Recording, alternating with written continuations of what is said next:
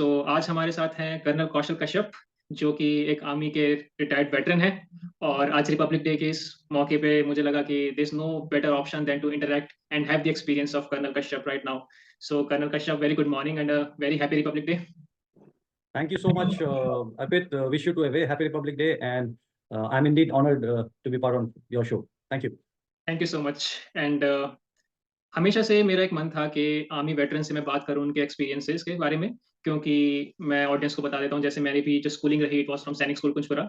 तो उसके बाद I tried for the defence forces, और जो मेरे फ्रेंड्स हैं अभी वो डिफेंस में सर्व कर रहे हैं। बट एक वेटरन से बात करना, एक ओवरऑल एक्सपीरियंस आपके बारे में, you started from the scratch right from NDA and then you retired and you were a CO. Colonel बनने तक की जो पूरी स्टोरी है, होपफुली हमारी कंट्री के यूथ को आज बहुत ज्यादा मोटिवेट करेगी। So without further ado and taking a lot of time, I will like to ask about your childhood, कि कैसे as a child colonel Kashyap थे, और क्या आपकी इंस्पिरेशन और मोटिवेशंस थी फोर्सेस को ज्वाइन करने के लिए। एज ए चाइल्ड एकदम बचपन से मतलब हमने कभी फौज के बारे में बहुत ज़्यादा कुछ सोचा नहीं था। मतलब वहाँ पे फौज बहुत ज़्यादा थी भी नहीं। And my parents way very very spirited, और हमारे घर के अंदर वो एक ना पेट्रियाटिज्म का बहुत स्ट्रांग वो होता था। सो उसी से हम इन्फ्लुएंस थे एज चिल्ड्रन। तो I have always been short, छोटा रहता था मैं क्लास के लाइन में, हमेशा वो पहले 2-3 के अंदर ही आता था। एंड बहुत ही छोटा and fragile type of physique I had. तो व्हाट आई वुड से मेरे चाइल्डहुड के बारे में, अभी as I recall, I would never tolerate bullies. मतलब वो जो क्लास के बड़े बड़े huge huge people, that's how they remember me, कि ये बहुत पिटता था हमेशा, क्योंकि कोई भी बुली करने की कोशिश करता था, आई वुड नेवर रिलेंट, और I would pick up fight with them. तो every second day I would be in my fight, किसी के साथ इधर किसी के साथ, पिटा भी बहुत हूँ बहुत लोगों से उनसे। Of course they were huge, they were much bigger, but या ये मेरे एटीट्यूड में था कि कभी मैं छोड़ूंगा नहीं, या कभी रिलेंट नहीं करूंगा विदाउट गिविंग ए फाइट। फौज के बारे में much later, one of my friends incidentally अभी एक हफ्ते पहले ही we just got back in touch after 28 years।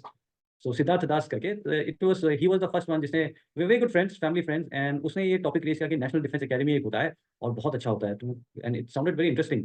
And उसके बारे में जब हम बात कर रहे थे, तो that's when his parents, they were again very good, वो हमारे उसमें थे फैमिली फ्रेंड्स। सो उन्होंने फिर उसके बारे में समझाया, then my parents also started really like the idea. So तब लगा कि ये कुछ अलग सा है और ये कुछ अच्छा है, otherwise everybody was rushing towards being a engineer और अ डॉक्टर, और तब आईटी का भी नया नया वो था। So I wanted to do something different. So वो रहा टच।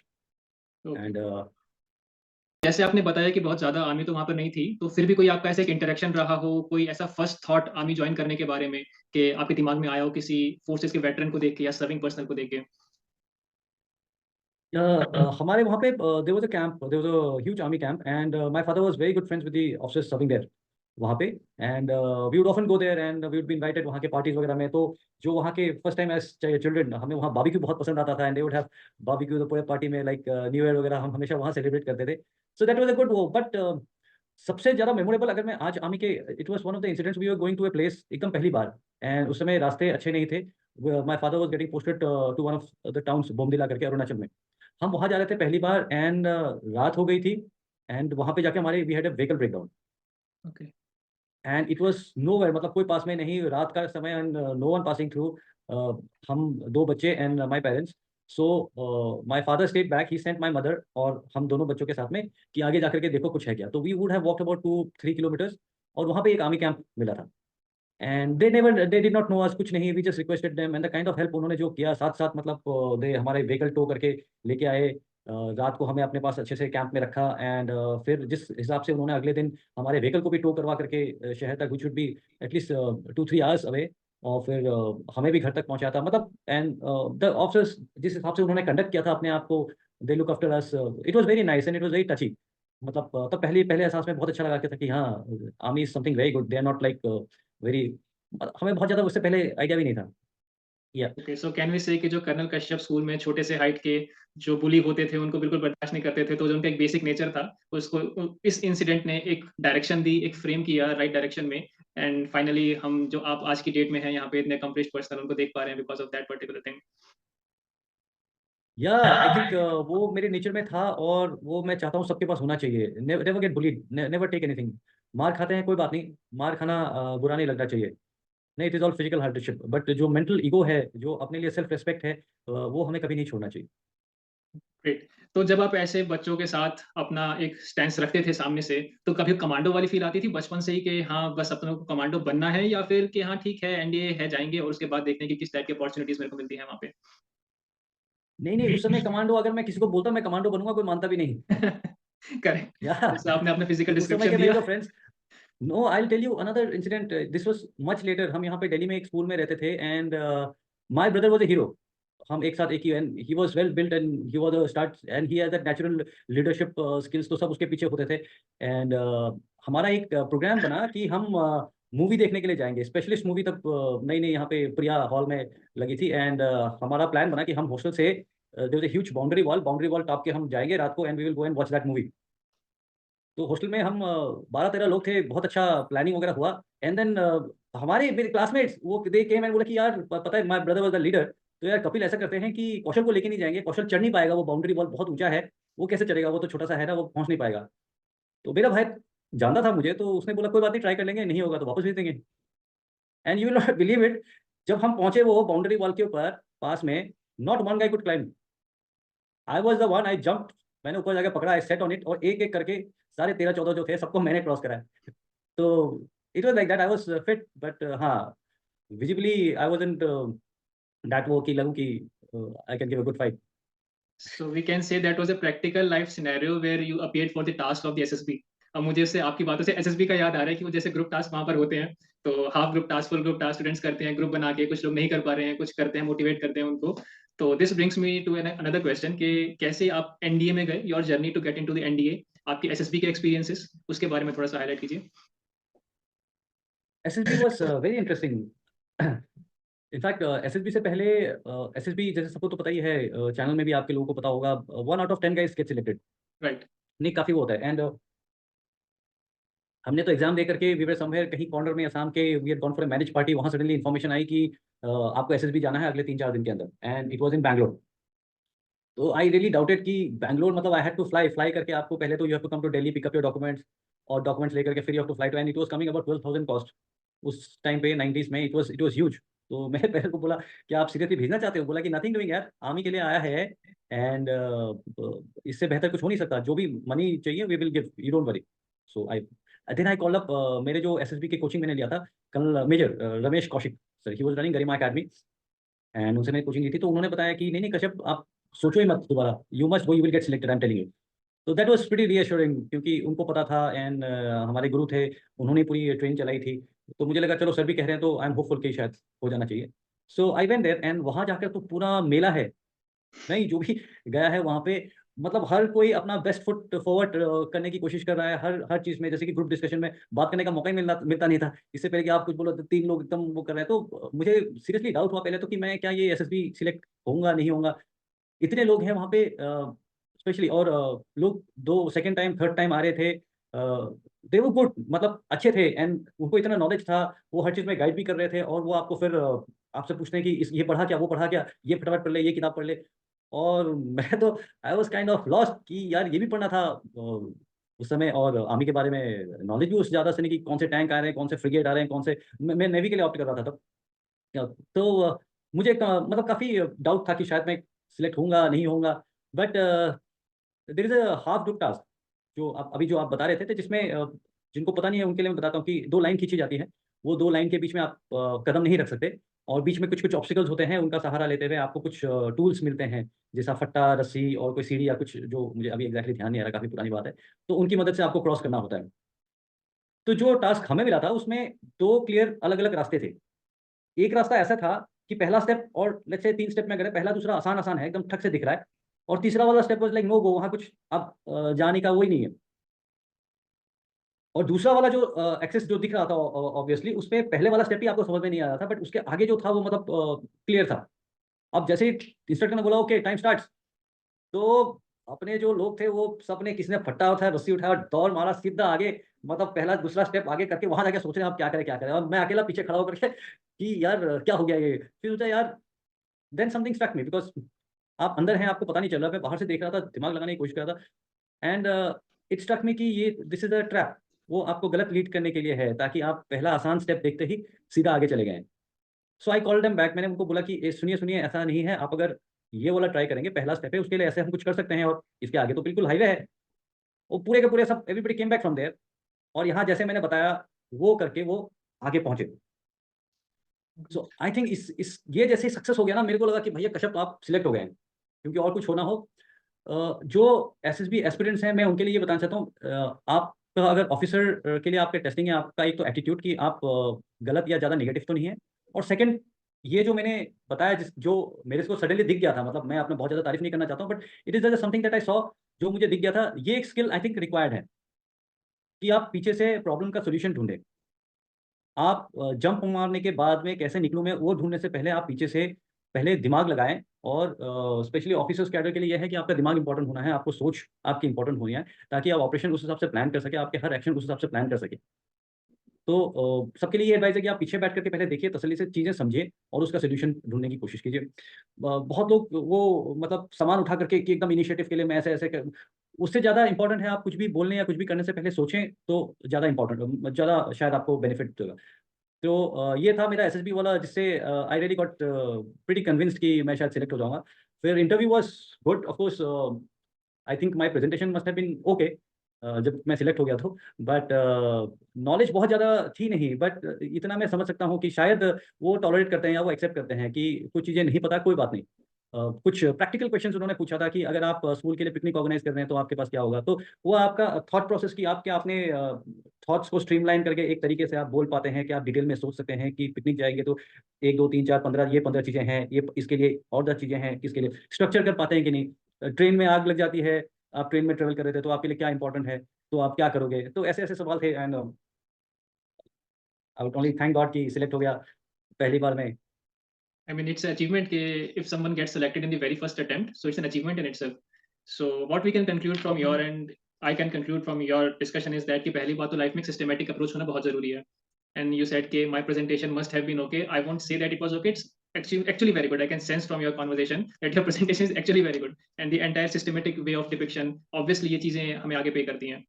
आपकी बातों से एक चीज़ मेरे को ज़रूर समझ में आई कि अगर हम किसी चीज़ में एक्सपर्ट हैं, जैसे आपने बताया कि स्कूल में मैं सबसे पहले दीवार को फाँद गया था, बट ज़रूरी नहीं है कि उस चीज़ को हम ऑन टेस्ट परफ़ॉर्म कर पाएँ। जब पेपर होता है, अगर हम चैंपियन हैं किसी चीज़ में और हमें लगता है कि हाँ, I am very good at it, but in exam conditions और इन प्रैक्टिकल कंडीशन और we can see in a competition, ज़रूरी नहीं है कि हम वो बेस्ट हों, तो उस टाइम पे भी एक दिमाग को हमें काम रखना बहुत इंपॉर्टेंट हो जाता है। So thank you so very much for your like all the SSB experiences कि ये सारे हमारे जो स्टूडेंट्स हैं, जो नहीं नहीं, एसपीसी प्रिपेयर कर रहे हैं हमें। थैंक यू, थैंक यू, आप ऐसा देख रहे हैं। मैं I have been lucky, and by God's grace God has been very kind, मतलब मैं बहुत ज़्यादा पता नहीं, it's just that things clicked, so I just plain lucky, I would say. Got it. So finally हमारे जो कर्नल कश्यप हैं, छोटे से कर्नल कश्यप, आर्मी के जो एंट्री एग्जाम्स होते हैं उनको क्लियर करके फिर फाइनली आपने एनडीए ज्वाइन किया, आईएमए ज्वाइन किया, यू पास्ड आउट।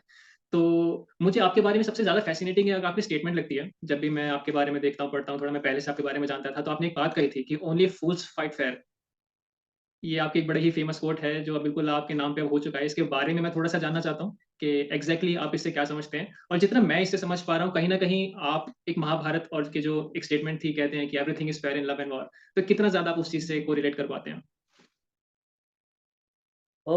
मैं सिर्फ वॉर के बारे में बोलूंगा, महाभारत का महाभारत, बिल्कुल महाभारत का मैं खुद फैन हूँ, और इतनी सिखलाई है महाभारत में और गीता में, जो आपको बाहर से ज्ञान लेने की जरूरत नहीं है, मतलब सब कुछ जो आप सोच सकते हैं, और इतने सदी पुराना, उसमें इतने डिटेल में, मतलब I am a huge fan of Mahabharata, और स्पेशली गीता, गीता के पाठ। हाँ, लव के बारे में आई वुड नॉट से कि लव के बारे में, अगेन शायद मैं लकी रहा हूँ कि I got such a good wife, हाँ, और एक ही बार में तो या तो लव के लिए it is not words, but yes war में, वॉर को मेरा मेरा सोच है ये, मतलब बहुत लोग अलग मानते हैं, और जो अलग मानते हैं, कुछ लोगों के लिए ऑनर बहुत बड़ी चीज होती है, they will sacrifice for a fair fight, fight को फेयर रखने के लिए वो ऑनर, कि मैं मर जाऊंगा लेकिन मैं गलत या मैं चीट नहीं करूंगा, लोगों की सोच है, गलत नहीं है वो उनकी सोच है, आपके लिए लाइफ में क्या इंपॉर्टेंट है वो डिसाइड करता है। समझा पा रहा हूं मैं आपको, या और उनकी जो वो सोच है, वो सोच उन्होंने जो सर्कमस्टेंसेस देखे हैं अपनी लाइफ में उसके लिए है, मतलब हमारे यहाँ पे उनका कल्चर है, हमारे यहाँ पे लोगों ने सब कुछ अपना दे दिया है, क्योंकि हम फेयर फाइट करेंगे, हम धोखाधड़ी से नहीं करेंगे, धोखाधड़ी को बहुत बुरी नज़र से देखा जाता है। वो हमारा ऑनर और उसकी बात है। तो मैं उनको गलत नहीं बोल रहा हूँ, अब मतलब किसी को मैं इससे पहले कि कोई गलत वो ले ले, मैं वो नहीं बोल रहा, वो उनका है सोच है। बट मेरी सोच थोड़ी सी अलग है। मेरी सोच ये है कि जंग को जीतना ज़्यादा इंपॉर्टेंट है। आप समझ रहे हैं? और जंग को जीतने के लिए लड़ाई करके जंग को जीतना सबसे इंफीरियर चीज़ है। आप अगर डर से किसी को जिता सकते हैं तो सबसे बेहतर वो है, कोई भी जंग। एक मैं आपको okay, Genghis Khan, Genghis Khan के बारे में हम, चंगेज खान का एक ब्रदर था, उससे मतलब डबल स्ट्रेंथ था उसका। He was one of the best wrestlers जो कभी एक मैच नहीं हारा। मुझे भी उसका नाम याद नहीं है, ना आपको याद है, ना दुनिया में कोई उसको जानता है। उसका एक भाई था who was one of the best वो आर्चर। हम उसको भी नहीं जानते, हम चंगेज खान को क्यों जानते हैं? जो मास्टर स्ट्रेटेजिस्ट। आप समझ रहे हैं? उसके आप मतलब 12 साल की उम्र से उसने अपने पूरे कम्युनिटी को बचाया था। जब चाइनीज अटैक करने के लिए आते थे, उसने ऐसे इनोवेशंस लगा करके, ताकि चाइनीज रात को जब आए पूरे कैंप को उसका पता चल जाए। उसके दो एग्जांपल्स मैं आपको बताता हूँ कैसे उसने जंग जीती थी। जब वो यहाँ पे सिल्क रूट को खोल रहे थे, तो एक जगह, एक फोर्टिफाइड कैंप था, फोर्टिफाइड सिटी जिसको उसने कैप्चर करना था। तो ये फोर्टिफाइड सिटी सबसे पहले इसने देखा कि सिटी के अंदर लड़ाई करना बहुत मुश्किल है। इसीलिए अभी आप देखें, जैसे इसराइल को भी हम गाजा में प्रॉब्लम हो रही है, क्योंकि सिटी के अंदर लड़ाई इज वेरी डिफिकल्ट। तो उसने क्या किया, सिटी को सीज कर देते थे, घेराव करके। घेराव करके इसको देखते देखते देखा कि ये लोग इतने दिन से सर्वाइव कैसे कर रहे हैं। वहां पे एक स्ट्रीम था जो अंदर जाकर के पानी, जिसके ऊपर सपोर्ट था। तो उसने क्या किया, वो स्ट्रीम को डाइवर्ट करा दिया वहां से। तो स्ट्रीम को डाइवर्ट कर दिया, पानी सूख गया। सो विदाउट फाइटिंग, अंदर जो थे, दे फाउंड प्रॉब्लम सर्वाइविंग, तो they came up with their hands. तो without fighting he won that. There was another one similarly, seize कर दिया उन्होंने। और उसको करने के लिए मतलब बस, अब he was trying to attack and नहीं हो पा रहा था। देन ही रियलाइज कि इसको कैसे कर सकते हैं हम बीट। देयर वाज कहीं और से कोई कनाल जा रहा था, नदी, उसको उन्होंने खोद करके डाइवर्ट शहर के अंदर कर दिया। अब शहर के अंदर इन्होंने क्या किया था, उन्होंने पूरा अंडरग्राउंड बेसमेंट में चावल दाना अनाज स्टोर करके रखा था, जहां से the city was sustaining themselves.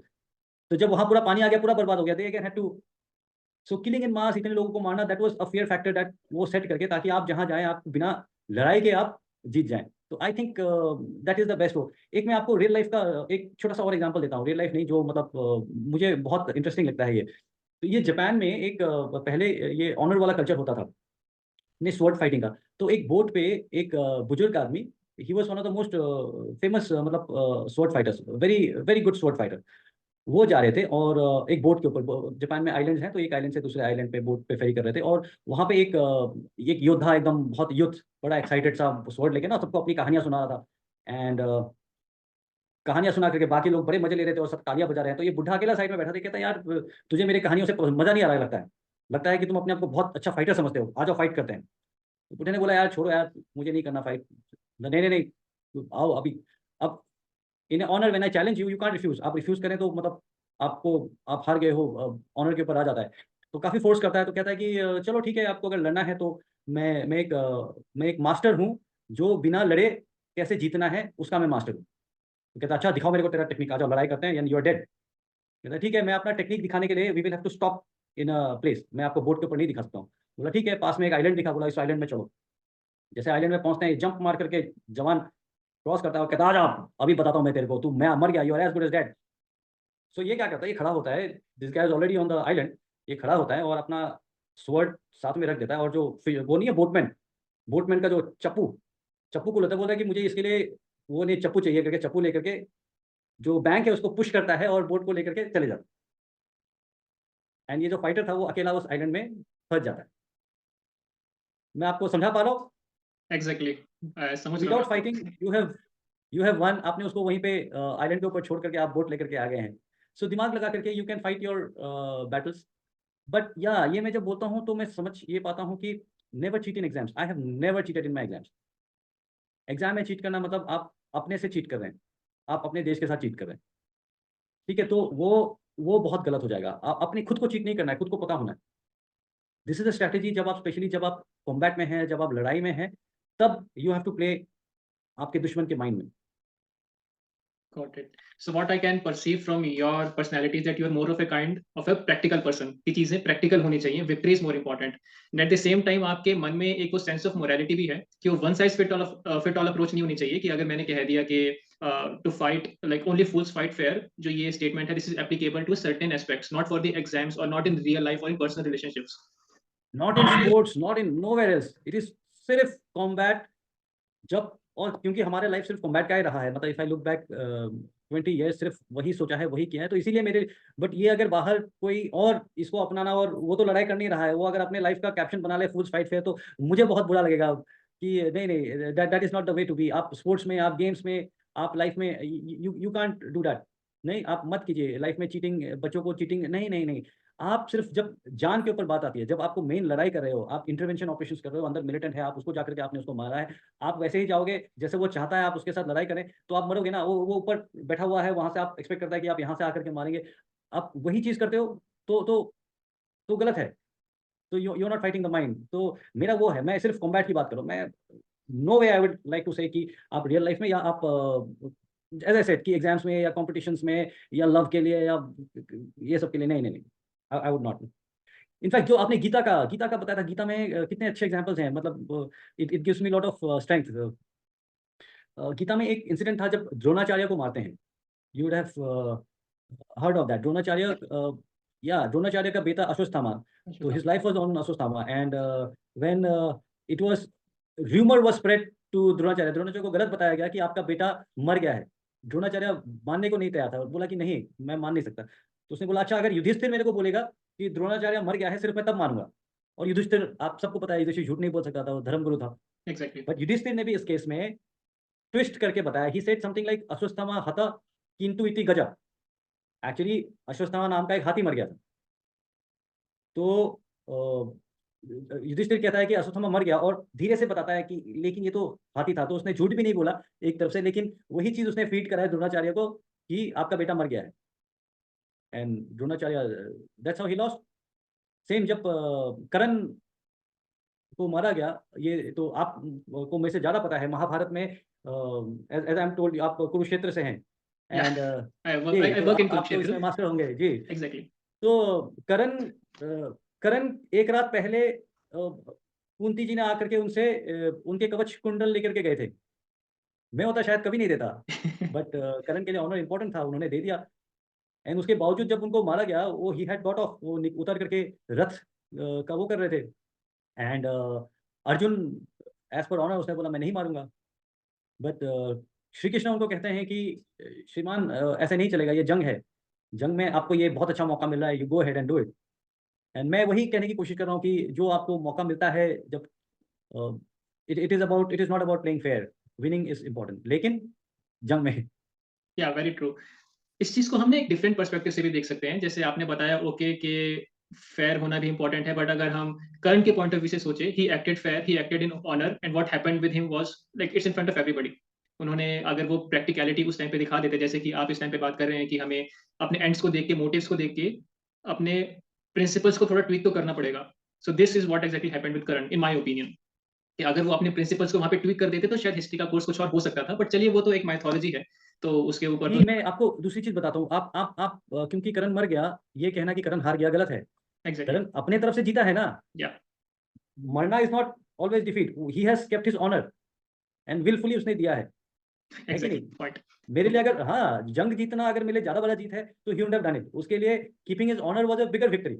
Exactly. So मैं काफी एडेप्टेबल हूँ, तो सब तरफ से मैं उस करण को भी आई वुडंट से कि he actually lost, because it is victory for him, उसके लिए ऑनर ज्यादा इंपॉर्टेंट है। या एंड ही। तो अगर ऑनर उसके लिए ज्यादा इंपॉर्टेंट है, तो जीता है वो। Exactly exactly. तो पॉइंट वही है कि हमें प्रैक्टिकल होके एक बार सोचना पड़ेगा, अपने प्रिंसिपल्स को गोल्स के अकॉर्डिंग थोड़ा बहुत ट्विक करना पड़ता है, पर देखना ये पड़ेगा कि गोल एग्जैक्टली क्या है, क्या वो गोल जो है एक ग्रेटर बेनिफिट ऑफ ऑल के फेवर में है, तो उसके अकॉर्डिंग अपने हमें जो प्रिंसिपल्स हैं उनको थोड़ा सा मोल्ड तो करना ही रहेगा। तो आपसे काफी ज्यादा अच्छे हमें इनपुट्स और आपके एक्सपीरियंसेस जानने के लिए मिल रहे हैं, तो आपने अपना एक्सपीरियंस इस चीज को रिलेटेड तो शेयर किया है। मैं आपकी लीडरशिप के बारे में भी जानना चाहता हूँ, क्योंकि I don't think there is anybody better than a veteran who can explain to the youth what does leadership exactly mean, कि लीडरशिप क्या होती है और आपने कैसे अपनी लाइफ में उस चीज को, उस स्किल को इनकलकेट किया, कैसे एक अच्छा लीडर अपनी पूरी टीम को साथ में लेकर चलता है। कुछ टाइम पहले आपने एक बात कही थी कि जब आप एसएसबी के अपने हाफ ग्रुप टास्क के बारे में बता रहे थे कि कई बार हमें पीछे रहकर सोचना पड़ता है, हमारी टीम आगे चली गई है but the leader is standing at the back and he is thinking, जबकि कुछ लोग कहते हैं कि leader should lead from the front. तो अलग अलग एक्सपीरियंसेस हैं, अलग अलग एक्सप्लेनेशंस हैं। हाँ, वही जैसे मैंने कहा था कि one size fit all approach तो नहीं चलती है लाइफ में, you have to tweak things according to the scenario. तो थोड़ा लीडरशिप के बारे में हमारे ऑडियंस को आप एक्सप्लेन कीजिए अब कि क्या आप समझते हैं लीडरशिप से। वो लीडरशिप का जो आप शायद थोड़ा-सा जो पीछे रह करके देखने के लिए वो मैं एनालाइज़ करने के लिए, वो मैं उसके लिए बात नहीं कर रहा हूँ जब आप टीम को लीड कर रहे हैं। आप तब अपने कॉम्पिटिटर्स के साथ में हैं और आप बिना सोचे हुए जंप नहीं मारना है, मेरा कहने का वो उद्देश्य था। पर्सनल लीडरशिप से पहले मैं ये बताना चाहूँगा कि लीडरशिप आर्मी में बहुत इंपॉर्टेंट है। It is one of the most crucial चीज़ें और ये आपका एनडीए में क्रैडल ऑफ लीडरशिप कहते हैं। क्रैडल मतलब बनाया जाता है जहाँ लीडरशिप को ग्रो किया जाता है। एग्ज़ैक्टली। बहुत ज़्यादा फ़ोकस है लीडरशिप का एनडीए के अंदर और फिर आईएमए के अंदर भी, मिलिट्री लीडर्स के लिए बिकॉज़ लीडरशिप आर्मी और in fact defence forces completely defence forces के लिए ये बहुत ही एक अहम और